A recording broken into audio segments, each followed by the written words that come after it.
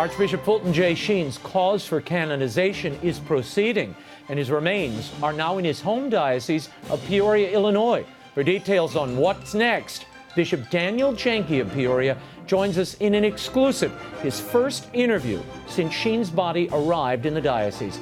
And we'll speak with the woman whose son received the miracle that earned Sheen's beatification. Bonnie Engstrom joins us to share her family story. And the state of California backs away from a bill that would have required clergy to break the seal of the confessional. Catholic League President Bill DONOHUE tells us how it happened. And finally, we'll discuss the vital importance of gathering around the family table with the author of Saving the Family, The Transformative Power of Sharing Meals with People You Love, Father LEO PATALINGHUG. The World Over begins right now.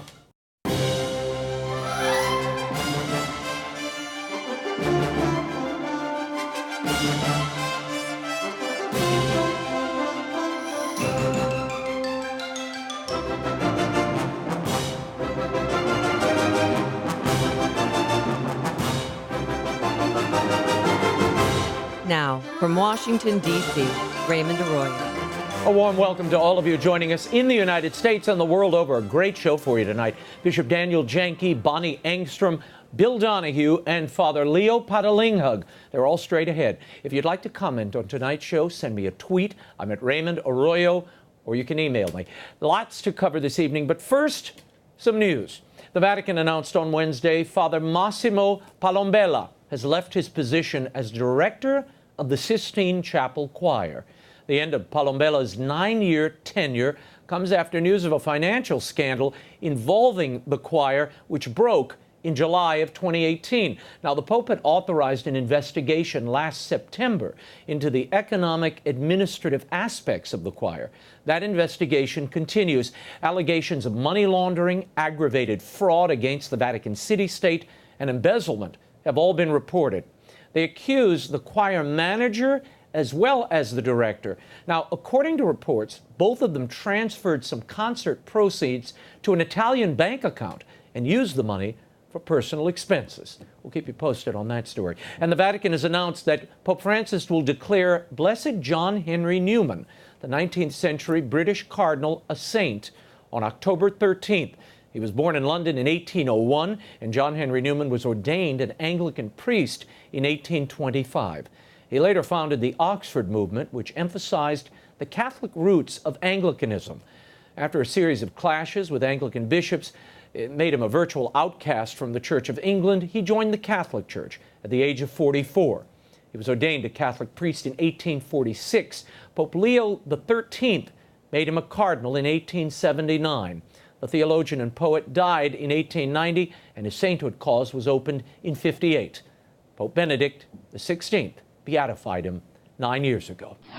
Now, speaking of causes for canonization, as regular viewers of this program know, we have been covering the ongoing saga of the cause of Archbishop Fulton J. Sheen for years. In full disclosure, I was a member of the original foundation that moved his cause for canonization nearly 20 years ago. Now, the Archdiocese of New York finally released the late televangelist's remains to his home diocese of Peoria, allowing his cause for sainthood to continue, and the Pope on Friday affirmed the first miracle in that cause. Joining me now after that long battle to secure Sheen's remains is the Bishop of Peoria, Illinois, Daniel JENKY. He joins us from his home diocese. Your Excellency, thank you for being here. Very glad to be here. Now, Bishop JENKY, you opened Sheen's cause for canonization in 2002. What does it mean to you today that his remains are back in your diocese, back home, and that we'll soon all see him beatified?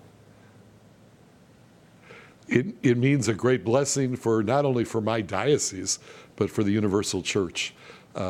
When the Sheen group came to see me, I was enthusiastic from the moment they presented the possibility. And I brought it to our Presbyteral Council, and all of the priests were enthusiastic. So I've been a part of this now. I'm in my 18th year as bishop, and I think my meeting with the group was about 6 weeks after I was installed as Bishop of Peoria. So now, it's been a personal journey, but... Bishop JENKY, explain to me and to the audience the background of why you and Peoria moved Sheen's cause and not New York. I remember this vividly because I was part of that group that initially went to Cardinal Egan in New York about the cause. And what happened there? Just explain it to people.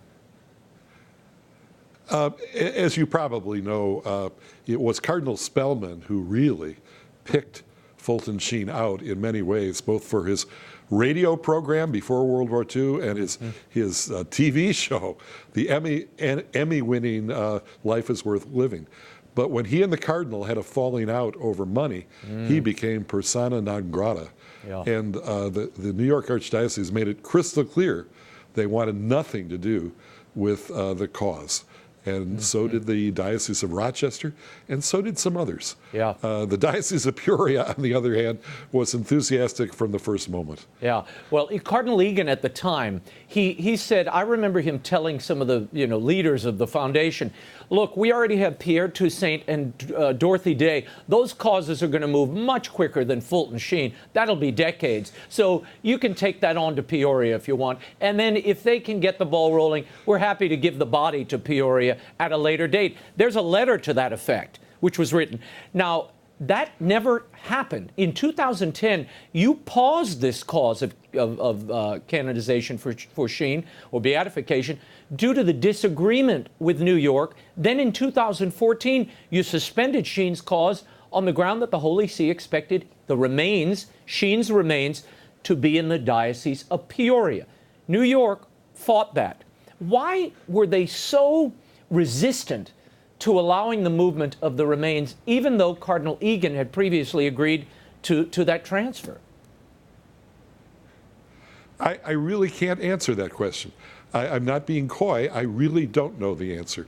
I do know His Eminence, Cardinal Dolan, has great personal devotion to Fulton Sheen. He does. I really don't know after the fact why that happened. I still don't. And I knew Cardinal Dolan when we were both happy priests. So I don't know. I'm more interested, to be honest, in the future, that we celebrate this moment for the Church, that Fulton Sheen's enormous gifts, I think one of the greatest evangelizers from America, he and Billy Graham, I don't think there's anyone like them. Well, there's a third, Mother Angelica. Always preaching the gospel. I have to slip Mother Angelica in. But those are the three, they're the three titans of evangelization in the United States, certainly over the media. My idea of an open-minded person is someone I agree with, and I agree with you. So this is a moment of grace, and we've never needed good examples of relentlessly, in season and out of season, announcing the good news than we need today. And Fulton Sheen was just out, along with Mother Angelica and along with Billy Graham, are outstanding examples of that. Bishop Jenky, in 2016, Joan Cunningham, Sheen's niece, petitioned the Supreme Court of New York to allow the transfer of the body. Now, I am putting up on the screen here, we've obtained some exclusive images of that transfer out of the crypt of St. Patrick's Cathedral and to your diocese there in St. Mary's in Peoria. Were you surprised about the refusal to transfer the body? I don't want to take you back, but there was a lot of confusion among the laity about why the canonization was being stalled, because the body had to be moved to Peoria, which was the place that had advanced the cause. You're asking the wrong person to give this answer. And I am more interested in the future than I am in the past. I cannot answer for other people. I do know and believe that His Eminence has great love and devotion for Fulton Sheen. But I also would assert it was the Diocese of Peoria that took on the cause. People, we did not, you'll read, we spent $1 million, we raised $1 million, but the diocesan funds were about 30 grand. And the historic case done by our Monsignor Sosman was, I've heard in Rome, was one of the most brilliant they've ever seen. The clergy of this diocese, the religious and faithful, have been behind it to an amazing degree. And I think it is only appropriate that his remains be venerated in the cathedral where he was ordained, and that the cause go forward. That's the most important thing. We need Fulton Sheen who I devoutly think is in the communion of saints, intercedes for the church, prays with us and for us. We need his example as much as we've ever needed it. Yeah. On June 27th, the remains of Archbishop Sheen, as you mentioned, were transferred to Peoria. Joan Cunningham, his niece, was there along with her son Paul. Has the body been inspected yet, Your Excellency? This is part of the process. That awaits the official decree that the beatification will take place and the date upon which it may take place. After that, we have begun preliminary arrangements for some doctors and nurses to open the coffin and to inspect the remains, and that is when relics would be taken. So that's the next part of this process. That's right. Sometime before the beatification. Now, in 2010, you met Bonnie and Travis Engstrom. They are going to be on the program, or Bonnie is, in just a moment. Her stillborn son survived after 61 minutes of not breathing, and they attributed his survival to the intercession of Archbishop Sheen. What did you think when you first heard this story? Well, if you want to have a miracle to promote a beatification, this was the home run. This was knocking the baseball out of the park. 61 minutes with no sign of life, no breathing, no heartbeat. Even if by some, that anyone would survive that would be miraculous. But that he's a rather outgoing little boy right now, shows no signs of any difficulty, is simply astounding. At the time, when the diocese did the investigation, we were happy to say there were, among the nurses and doctors, there were some people who are not Catholic and not believers, and their testimony was extremely important. There were many other people in the emergency room who were praying very explicitly that Fulton Sheen would pray with them and for them. But there were people there who didn't have a stake in this, and their testimony was astounding. Monsignor Gray, who I believe you've met, he did that part of the investigation. And he said their testimony was awesome. No, I've read some of that and you know, accounts of it. It is extraordinary. And the Congregation for the Cause of Saints promulgated the decree approving Sheen's miracle, and Pope Francis approved it last week. Now, there seems to be a commitment in Rome to proceed quickly here, Bishop. What do you consider the core of Sheen's charism as an intercessor? If you could define what he would be the patron of, what would that be? I think he would be the patron of evangelization. Way back when when Paul VI was Pope, in one of his encyclicals, he taught us that the church exists to evangelize. It precedes all the other mysteries and truths. And Sheen, I understand, even as he was dying in the emergency room, he was evangelizing someone in one of those partitions next to him, as sick as he was. He would preach the gospel to cab drivers. He had a great prison ministry with the rich and the famous and with the poorest of the poor. He did it all over the world. He was a true servant of Christ. Go, therefore, preach to all nations. And Fulton Sheen did that. And he wasn't ashamed of the gospel. And he was so deeply devoted to the Holy Roman Catholic Church. Yeah, he was also in season and out of season. He was such an amazing communicator, a man who could tell stories with a particular end and spin yarns. His great Irish heritage, bled through his work. He used all of that to evangelize, and that dramatic actor's bearing that he had, on television for so many years. I see him, Bishop, as almost an intercessor and perhaps an emblem of the reform of the church and the priesthood during a very dark period. And perhaps that's what he could represent, if not be the patron of, at this moment. I think that's a wonderful idea. As you well know, the overwhelming majority of our priests are selfless, holy, generous, zealous human beings. And they need an example like him just for their own encouragement. He was a born preacher. He used his extraordinary brilliance, but he had the gift of bringing it down to ordinary people's level.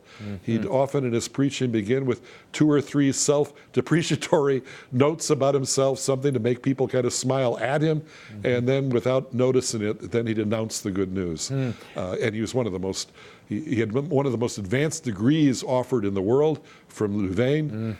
He was brilliant. What did he write? Almost close to 100 books. He did. I've read, I can't say I've read all of them, but I've read a lot of them.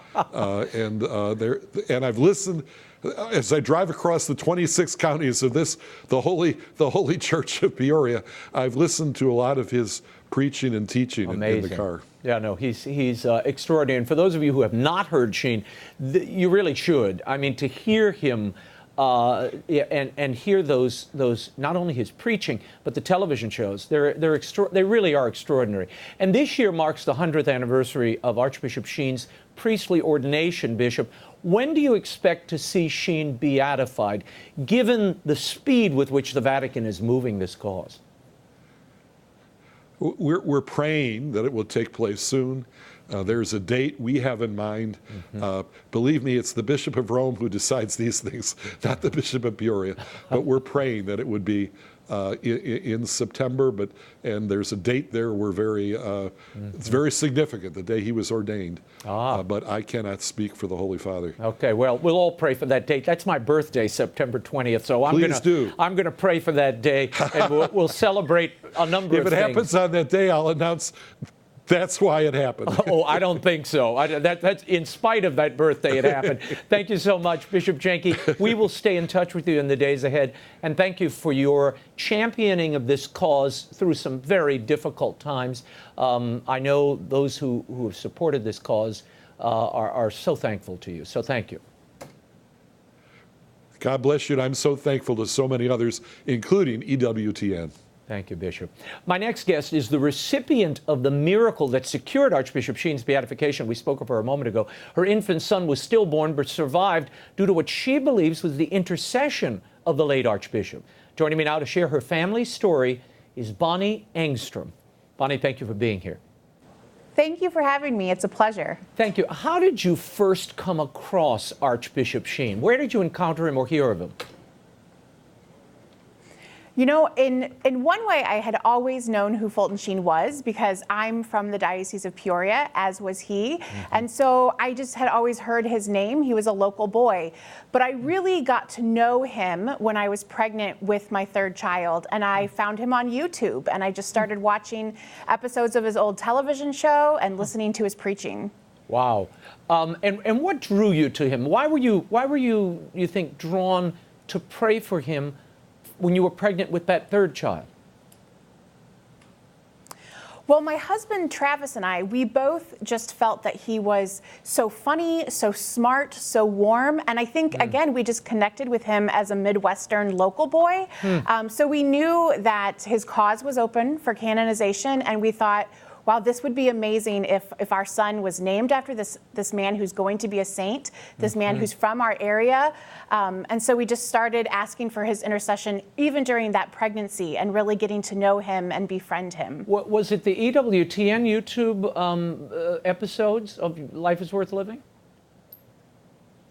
Yes, that's what we watched. Wow. It was great. We still watch them as a family. Wow. Your son, James Fulton, was stillborn. He was not breathing, as I discussed earlier with the bishop, when he was born. You wrote a book about this called 61 Minutes to a Miracle. Take us back to that day. What was going on in your mind at that moment, and how did you ask Sheen to intercede then? You know, in those moments when James was placed in my arms and he was blue and not breathing and his arms and his legs dangled, my midwife immediately started CPR and my husband did an emergency baptism. And I think I started going into a state of shock. But I remember in my head saying, Fulton Sheen, Fulton Sheen, Fulton Sheen.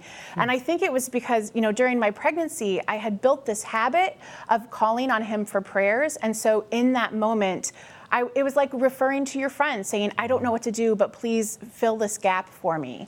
And so that's what we did. Unbelievable. And then, of course, he began breathing, his heartbeat returned to normal, but it was 61 minutes where nothing happened. I mean, he was not responding. Right. Right. First, we were at home, and then in the ambulance and in the emergency room, James had no pulse at all on the heart monitor. Wow. And so, you know, after 61 minutes, the doctors were ready to declare time of death. And as soon as they took their hands off, his heart just started beating again. I mean, it really was amazing. And of course, they expected massive organ failure to follow.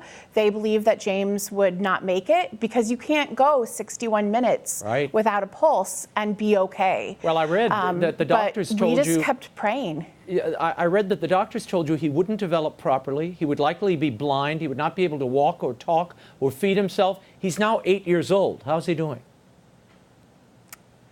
He's great. He's a normal 8-year-old boy. He, you know, rides his bike. He goes swimming at the pool this summer. He loves Star Wars and hot dogs. I mean, he's a normal 8-year-old kid. I love it. In September of 2011, the Diocese of Peoria initiated an investigation into the events of James' recovery, your son's recovery. They heard testimony from family members, first responders, doctors, nurses, and others present at his birth. Each testified that there was no medical explanation for his recovery. Did you ever question that this miracle was because of the intercession of Archbishop Sheen? No. From the very beginning, we knew in our heart that Jesus Christ had performed a miracle, and he had done so through the intercession of Fulton Sheen. It was always a powerful, beautiful thing for us, and we've always known that Fulton Sheen was by our side. Wow. This miracle was approved by the Pope just last week on July 5th for the beatification of Archbishop Sheen. What did you think when you heard that news, Bonnie? My mind was blown, as they say. It was crazy. And I even said to James, you know, Pope Francis knows who you are. It's a very amazing, surreal thing. It's super exciting, but it also kind of makes us feel really small, you know? We want all of the emphasis to be on God who performed this miracle.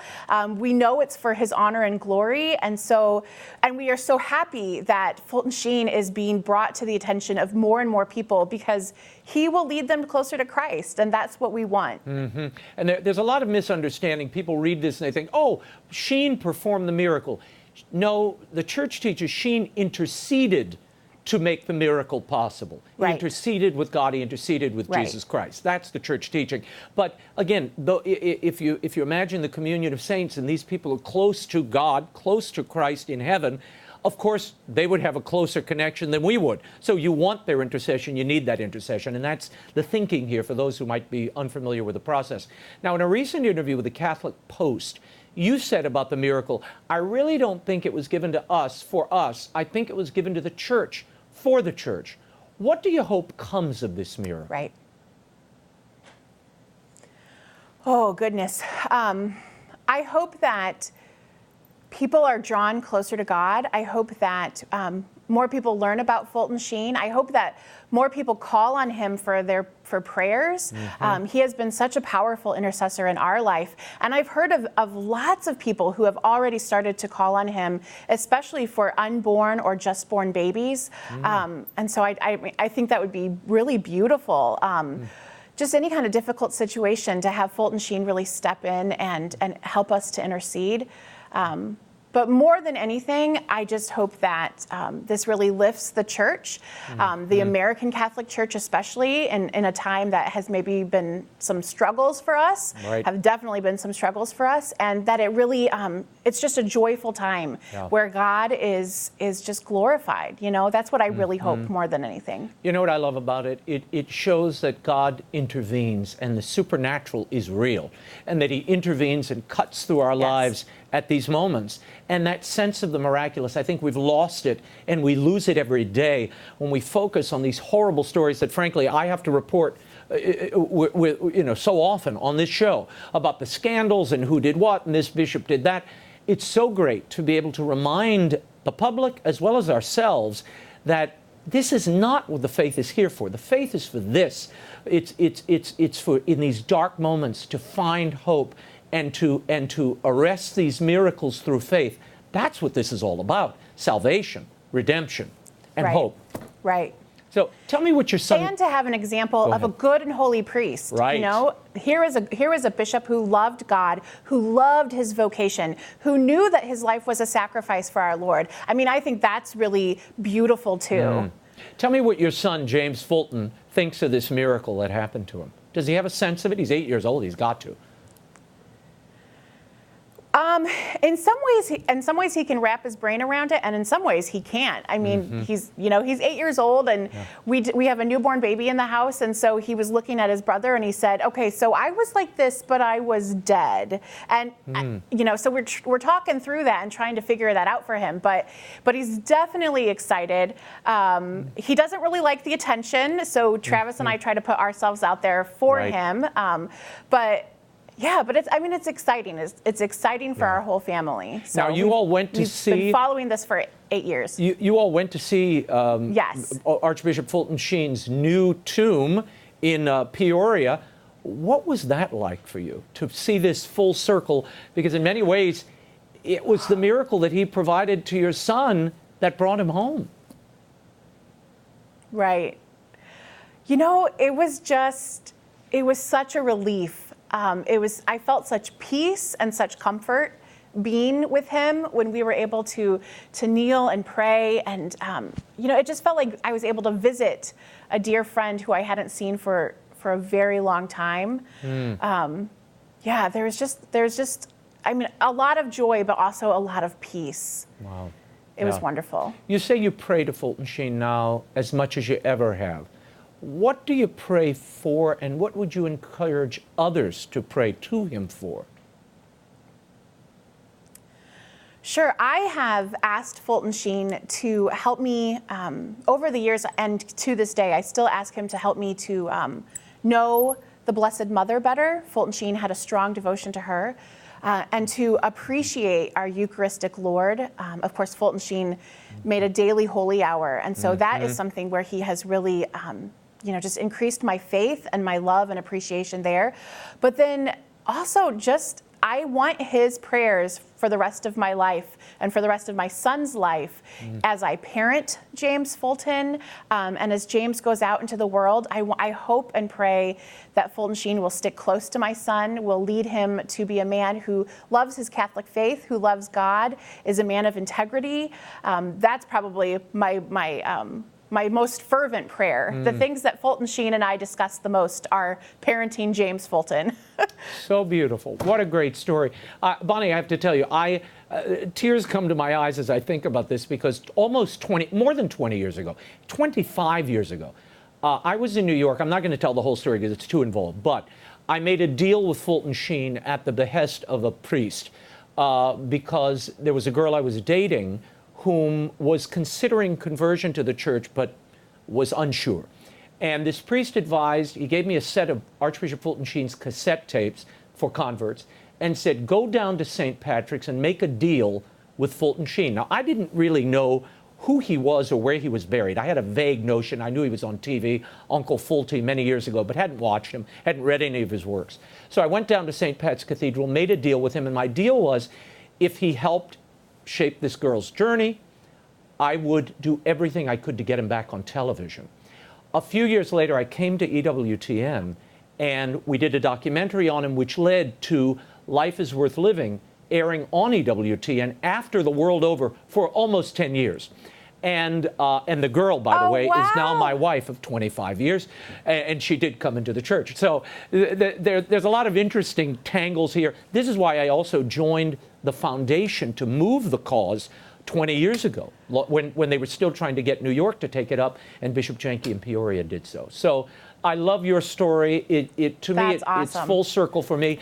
And now Bishop JENKY would like to have him beatified on the 20th of September, which is my birthday. So we'll see what happens. But all kinds of little Fulton Sheen surprises. So great. So we will be in touch, Bonnie. Thank you so much for your story, for your faith, for your courage, and what a great guest. Thank you for being here. Thank you. You can follow the progress of the cause of canonization for Archbishop Fulton Sheen at archbishopsheencause.org. It now appears the seal of the Catholic confessional is safe in the state of California. As we've been reporting in recent weeks, proposed legislation threatened to force priests to violate the sanctity of confession in certain cases. Joining me now to talk about the proposed legislation, now withdrawn by its sponsor, is the president of the Catholic League and author of Common Sense Catholicism, How to Resolve Our Cultural Crisis. Dr. Bill Donohue joins us from Manhattan. Bill, thanks for being here. Well, thank you for having me. What were the circumstances under which this bill, SB 360, was pulled? I mean, it looked for a time that it was likely to pass. Well, it did, but, you know, we have to give the credit to Archbishop Gomez, the Archbishop of Los Angeles, for starting the fight. I'm very happy the Catholic League played a major ancillary role, getting tens of thousands of people, of Catholics, to email the people involved in this, the lawmakers, because unless we have pressure, these things are not going to get done just by having sound bites by somebody on a TV show. You've got to actually organize and mobilize. And once the message got through, and by the way, we were joined by black churches, by Muslims, by Orthodox Christians, evangelicals, and when people realize what's at stake, you're allowing the government of the United States to police a sacrament. And if they can break the seal of the confession, then that's it. So our First Amendment rights are gone. Bill, Archbishop Gomez, whom you mentioned a moment ago, of Los Angeles, he wrote in an official statement, SB 360 was a dangerous piece of legislation. If any legislature can force believers to reveal their innermost thoughts and feelings shared with God in confession, then truly there is no area of human life that is free or safe from government. We cannot allow the government to enter into our confessionals to dictate the terms of our personal relationship with Jesus. What was at stake here, Bill? I mean, it's amazing to me. Roe v. Wade finds a constitutional right to privacy, but California was about to erode and destroy the privacy of faithful, believing Catholics. Yes, and let's keep in mind, too, what about lawyer-client privileges? Right. You have states like New Hampshire where they're protected, but the priest penitent is not. And then you have the doctor and the patient. You have a lot of examples, a journalist and his source. What was at stake here, of course, was the First Amendment. If the government can encroach on religion to this extent and try to police it in the name of some greater good, then we're all finished. And by the way, the guy who pushed this, a representative, or senator rather, Jerry Hill, he said that the predicate for this legislation was the fact that there's no end to the systemic abuse of children that is being learned in the confessional. So I wrote to him and asked him to identify one case. Just give me one case. He just simply made this up out of whole cloth as a pretext to get the nose of the camel into the tent of the Catholic Church. And once they get in there on this, there's no stopping it where they can go. It was based on a false premise in the first place. And besides the fact, as I pointed out and many others, how in the world are you going to enforce this? That's what I was we're not the ask. only religion. Yeah, how are you going to enforce this? You're not going to enforce this. No priest is going to accept this. Pope Francis recently came out with a pretty strong statement, said, we'll basically go to the mat. He used the word blood that priests would shed before they're going to divulge this. So this whole thing was a scam run by some people who have an animus against the Catholic Church, will use any excuse they can to try and get the government to tell us what to do. This is important, though, for people on our side to understand. At the Catholic League, we put the email address of the offending party, whether it's this case or some other case, on the website. People contact. I can't do this by myself. We can be generals at the Catholic League, but you don't win a war without the troops. The people participate, and we're the only lay Catholic organization in the United States that's going to do this. Let's face it, the others won't do it at all. They may talk a good talk. We're engaged in the actual battle of it. And that's how you change the culture, by standing up for your rights. We need more than prayer. Yes, we need prayer first and foremost, but you got to follow it up. Bill, I want to move on to this representative, a Philadelphia representative, Brian Sims. Now, Sims recently made headlines. He verbally attacked an elderly woman who was outside of a Planned Parenthood clinic. There were teenage girls, and they had the audacity to be praying there. And he verbally abused them. It's all on tape. In fact, I want to show a little clip of this. Watch. who've been out here shaming young girls for being here. And so here's the deal. I've got $100 to anybody who will identify any of these three. So we're I'm going to actually donate just to Planned praying for the Parenthood. babies. You are asking what, Bill, from the Pennsylvania legislature in light of what we just saw? I'm asking him for him to be censured. At first, we went to the ethics committee, and then I was told that here are the rules for that, and it didn't really meet that requirement because that was more a conflict of interest. So what we decided to do is to continue to ask for censure, and we were supporting a Representative Jerry Knowles of Pennsylvania, who's a good man. If this guy shouldn't even be a dog catcher, I mean this seriously. There's no place in public life. He's a misogynist. He picks only on vulnerable women, old ladies or young girls. What, for the crime of praying outside a Planned Parenthood clinic because he's so wrapped up in the LGBTQ agenda that this is what he wants to do? I don't care, Republican or Democrat, doesn't make any difference whatsoever. This man doesn't belong in public life. So at the very least, he should be censured. And we're asking all of our members in Pennsylvania to contact their representative. If they've co-sponsored the bill already with Representative Knowles, congratulate them. If they haven't, please tell them to get on board. This matter is not over. They're not going to come back until after Labor Day in the Pennsylvania legislature, but we want him censured because if he can get away with this, people, we're just going to be a doormat. This would never happen if it was some other group, and we have to stand up for our rights. And on our website, again, we give the contact. Representative Brian Sims has not acknowledged any wrongdoing, and he apparently refuses to apologize. Were you shocked by that?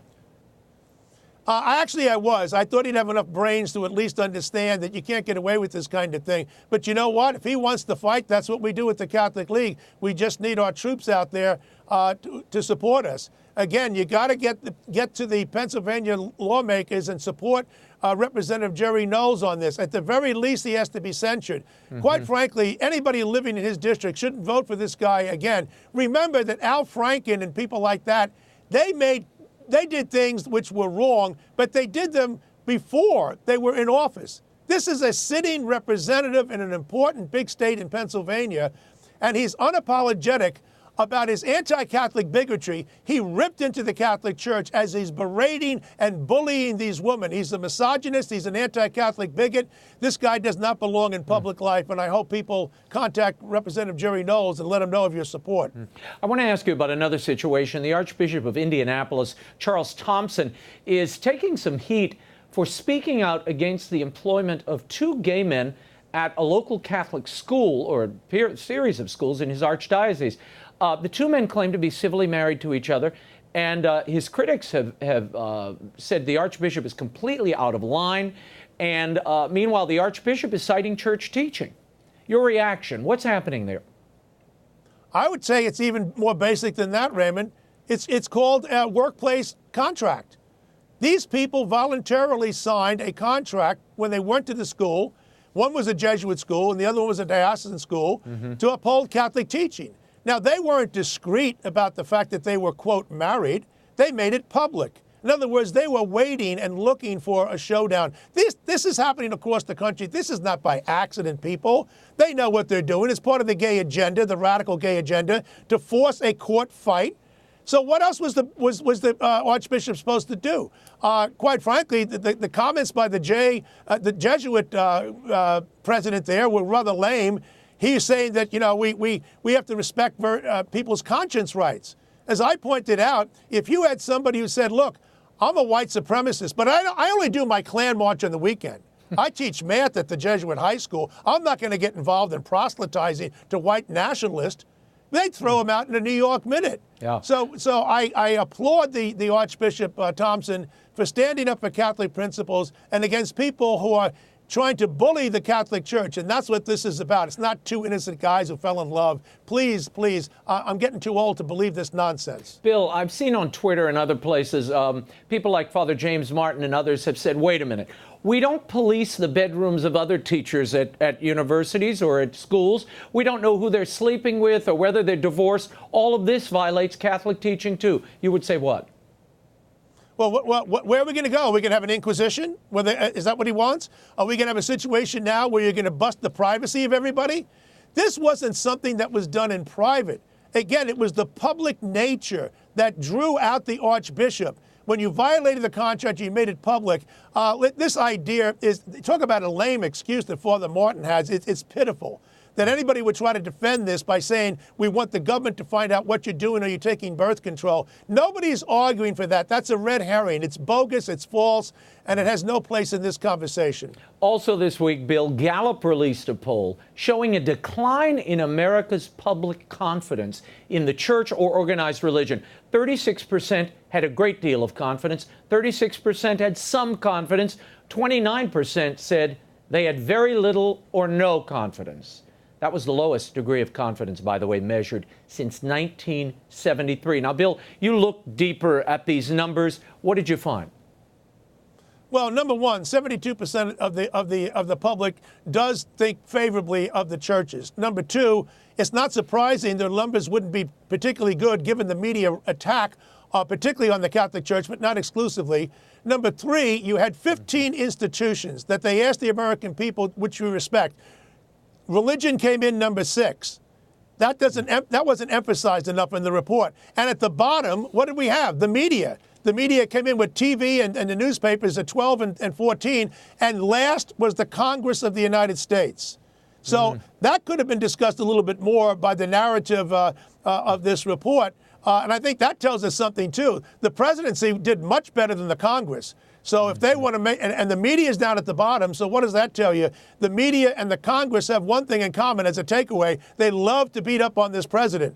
If I looked at those numbers, I wouldn't find that too sanguine. I want to get your thoughts on this finally. Archbishop Charles Chaput had some strong words earlier this week on faith and the relationship to politics. He said this: "We can never accept a separation of our religious faith and moral convictions from our public ministries or our political engagement. It's impossible. And even trying to do so is evil because it forces us to live two different lives, worshiping God at home or in our churches and worshiping the latest version of Caesar everywhere else." Bill, strong words from the Archbishop. He'll be 75 in September and resigning, a resignation Pope Francis will likely accept. Your reaction to his statement and his pending resignation?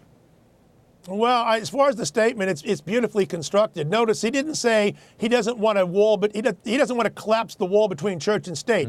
He's a smart man. He chooses his word carefully. He's talking about political engagement and your religious faith.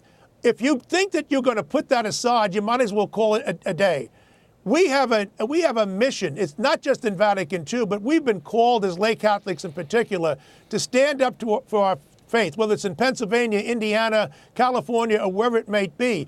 We have to bring our moral convictions to the table. After all, we fought a war against slavery in this country, didn't we? That was based on moral convictions. We had Reverend Martin Luther King speaking out against racism. That was a religiously informed conscience.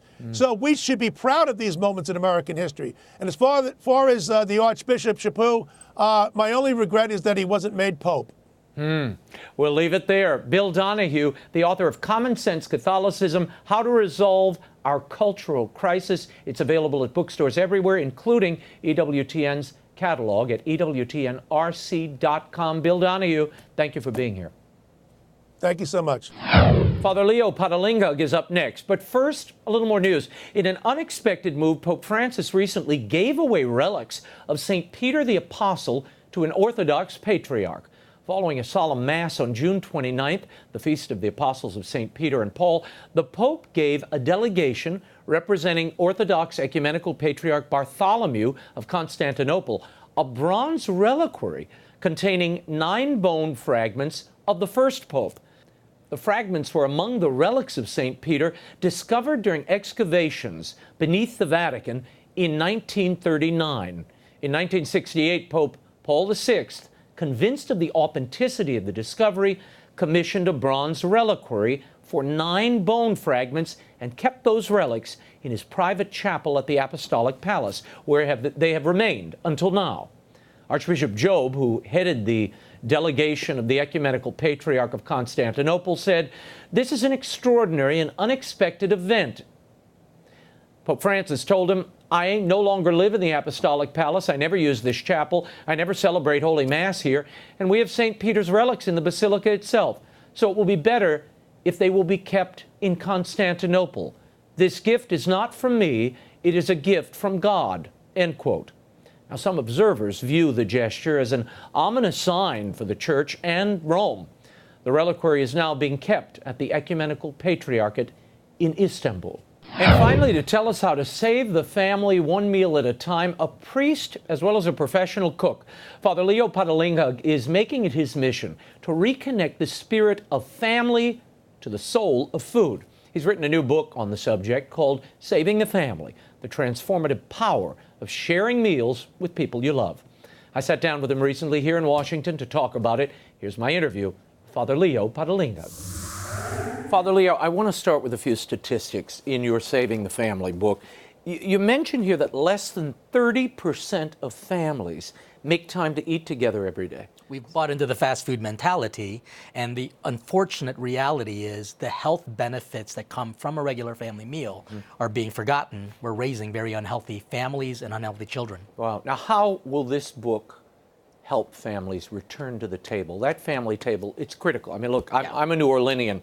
Our whole culture, our whole culture takes place around that table. But also, your culture is about faith as well. It is. And so the fidelity of the family meal is what this book is trying to encourage. I didn't say a daily, but I said a regular family meal. And this book is going to help the families because it's going to remind the parents of their role as a formation director for their children. Now, you say you really are calling people to be supper heroes. In your word. How do they do that? And what do you say to the parent that says, look, we'd love to have that family dinner every day, but I'm working 2 jobs. My wife's doing another job. We've got pickups and drop-offs and practices and rehearsals and game practices. What do you say? And a superhero always knows how to manage their schedule, and they always know how to prioritize. If they know that feeding their children is going to give them life, because if you don't feed your kids, they'll die, then guess what's going to happen? They will be fed elsewhere. And let me tell you, the devil wants to feed your children. Why is it so important to make that time and to gather around a meal? I mean, why is that different from, say, going to a movie or going to an outing or taking a ride? So let me rephrase the question. Why is it necessary? Because it's not important. You got to feed your kids. But the ultimate reason is because cooking and serving people is, number one, what Jesus asked us to do, and 2, we're the only animals in the animal kingdom that can do this. And we're not even doing what comes natural to us anymore. It's going to help us to become more who we're called to be, and your children to become saints. There are some real benefits, to children being part of that family meal every night. You mentioned in the book, I'll put them up on the screen. You say here, kids' academic performance on average, 38% better grades. It improves communication. Kids are likely to tell parents about their problems. It lowers risk behavior. Kids are less likely to smoke, drink, or use drugs. Healthy eating habits, 40% less likely to be overweight. That's right. If they eat as a family.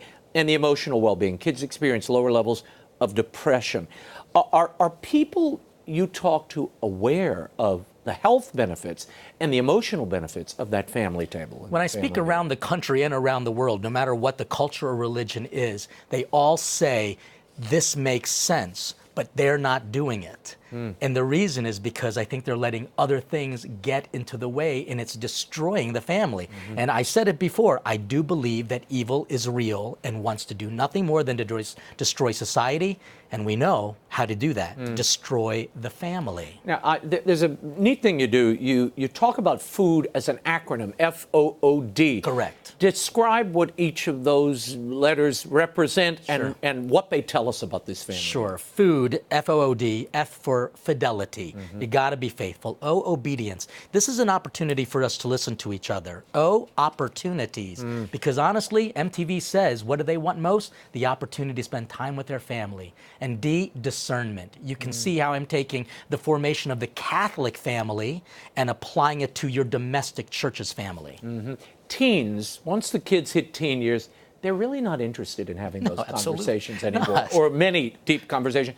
How do you draw them to the table and keep them engaged? Number one, I encourage families, stop peppering your kids with annoying questions because you're going to sound nosy. So here's what you do. Share a little bit about what you're going through and give them a chance to just hear what you're saying. If you can treat them like the adult that they're trying to become, then I guarantee you they will be engaged. Yeah, I agree. Current events, helping them. I always say what I love about that moment where you come to, at the end of the day, you're bringing your shared experience together.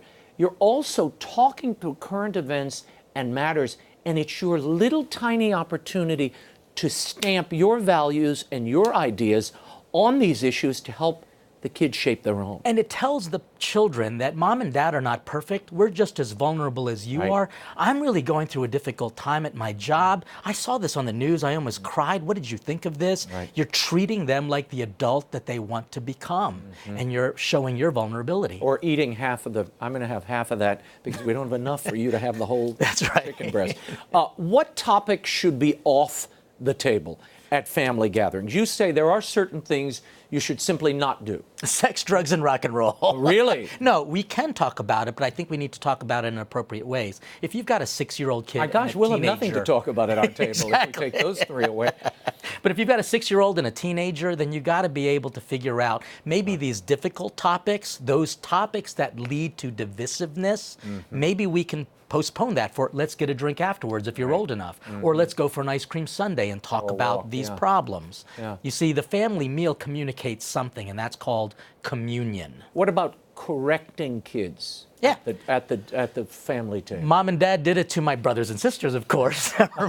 But they Never did it, you. Oh, never. But they did it all the time, but they did it in a way not to create tension so that the meal left a bitter taste in the mouth. Is there a time when we can just be together? So you can say, hey, I want to talk to you about that behavior. Let's finish our dinner first, and let's talk about that later. And then I'll hit you with the ladle. Exactly. Yeah, it was our family. Even better, you're going to have to do the extra dishes. Oh, okay. Talk about the intergenerational gatherings. You talk about that here as well. Yeah. How it's important to bring together the various ages of the family at the same table. This is interesting because that's what a lot of non-Catholics have taken to this book. I'm teaching a family how to be a family when you're feeding your children mashed peas to when they're feeding you mashed peas and everything in between. It's literally a self-help for the family book because families are going to change. You can't do what you did when they were toddlers as when they have their own toddlers. You see, what we're trying to do is respect change, which nobody wants to do. Yeah. Well, speaking of that and change, you also have a section here where you talk about mission critical. When the kids fly the coop, that you should still maintain that family meal, even though it's two of you. Absolutely. How does that work, though? What does that mean? I guarantee you, just like my family, if the food is good, we will be back. And more importantly, you have to know that feeding your spouse and being fed in community, that doesn't end when your quote-unquote job is done of feeding your children. There's still more community left for you.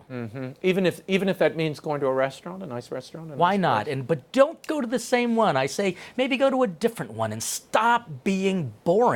Because ultimately this book is trying to remind us that saving the family is going to mean that life is worth saving and it's exciting. You recently celebrated your 20th anniversary as a I priest. did. Congratulations. Thank you kindly. Did you ever think that you'd be a priest/chef? Heaven no. That this would be the mission? Well, what's interesting is on my holy card, way before all of this plating grace movement began, my holy card was Jesus' question on John 21, do you love me? And of course I do, and therefore he said, then feed my flock, feed my sheep. This is a way to maybe ask forgiveness for my sins. Oh, see, I thought you were going to tell me you had the picture of the Last Supper on. Then I did. I have that too, but the quote was, oh, really? Do you love me? Wow. I want to get your thoughts before I let you go.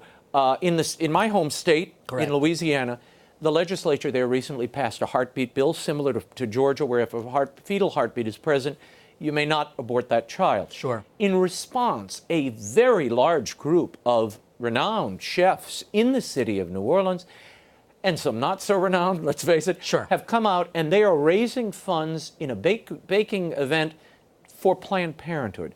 Your thoughts on using food in that way? Food has now become a weapon as it was in the Old Testament. It's a weapon to try to diminish the other person by not giving it to them. It's becoming so political, and my whole mission is to say, enough with the politics, can we just at least come together? The reality is that the pro-life movement and the food movement, they all have one thing in common. You gotta feed even that unborn baby. And I think good health care not only takes care of the mom, it also takes care of the baby. We need to feed both well. Yeah. Father Leo, thank you for being here. My absolute pleasure. Great seeing you. You too. Saving the Family, the Transformative Power of Sharing Meals by Father Leo PATALINGHUG is available now in bookstores everywhere, online, and at EWTN's Religious Catalog. As you know, it's summer. There's still plenty of time for your kids to hone up those reading skills. You don't want to lose them during the summer. Will Wilder 3, The Amulet of Power, and the whole Will Wilder series is available in bookstores everywhere. Get yourself a copy, read it as a family, or listen to the audiobook during one of your travels this summer. Makes for a fun literary adventure for everybody. And I do all the voices. That's all the time we have for now. Until next week, the show continues on Facebook and Twitter. Like me on Facebook. You can follow me on Twitter. Go do it. Go. The links are at RaymondArroyo.com. Be sure to catch us next week. Secretary of State Mike Pompeo joins us to talk religious freedom in an exclusive interview. Until then, we'll be scouting the world over for all that is seen and unseen. On behalf of the staff and crew of EWTN News, thank you for watching. I'm Raymond Arroyo from Washington, D.C. Bye now.